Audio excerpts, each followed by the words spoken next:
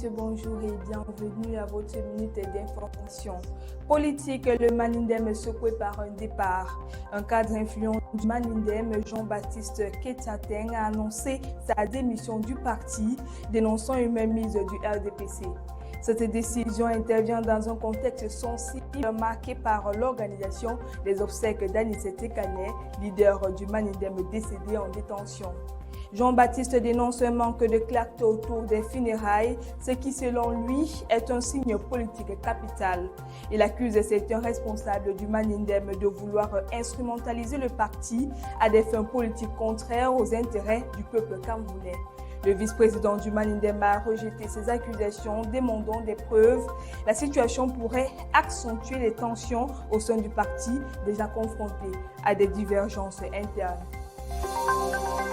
Douala, opération de régularisation à Japoma. Une opération conjointe menée par Eneo et les services du ministère de l'Eau et de l'Énergie s'est déroulée à Japoma, dans le 3e arrondissement de Douala, le 19 mars 2026. L'initiative appuyée par les forces de sécurité s'inscrit dans la campagne de lutte contre la fraude lancée par le ministère Gaston Elundou et Somba. Selon les autorités, plusieurs habitations de ce quartier en expansion étaient raccordées illégalement au réseau électrique. L'opération vise à régulariser ces situations et à sensibiliser les populations au respect de la réglementation. Grave collision entre un avion d'Air Canada et un véhicule. Un grave accident s'est produit à l'aéroport de New York aux États-Unis lorsqu'un avion de la compagnie Air Canada a heurté un véhicule sur une piste. Les circonstances exactes de l'accident ne sont pas encore connues, mais des informations préliminaires évoquent les victimes. La Federal Aviation Administration a immédiatement ordonné la suspension temporaire de l'aéroport, entraînant des perturbations dans les décollages et les atterrissages. Les équipes de secours sont rapidement intervenues pour prendre en charge les personnes impliquées et sécuriser la zone. Une enquête a été ouverte pour déterminer les circonstances exactes de ce drame et les éventuelles responsabilités.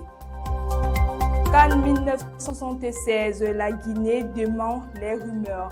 La Fédération guinéenne de football a publié un communiqué officiel pour démentir les informations selon lesquelles les aurait engagé une procédure contre le Maroc concernant la Coupe d'Afrique des Nations 1976. La FGF affirme que ces informations sont inexactes et ne reposent sur aucune base officielle. La fédération rappelle que le match entre la Guinée et le Maroc s'était déroulé le 14 mars 1976 à Addis Abeba et s'était conclu sur un score de 1-1 marqué par Chérif pour la Guinée et une égalisation de Ahmed pour le Maroc. La sélection réaffirme son attachement au respect des faits historiques et des règlements sportifs ainsi qu'à l'unité du football africain. Ainsi votre actualité ce matin. Merci de nous avoir suivis jusqu'au bout.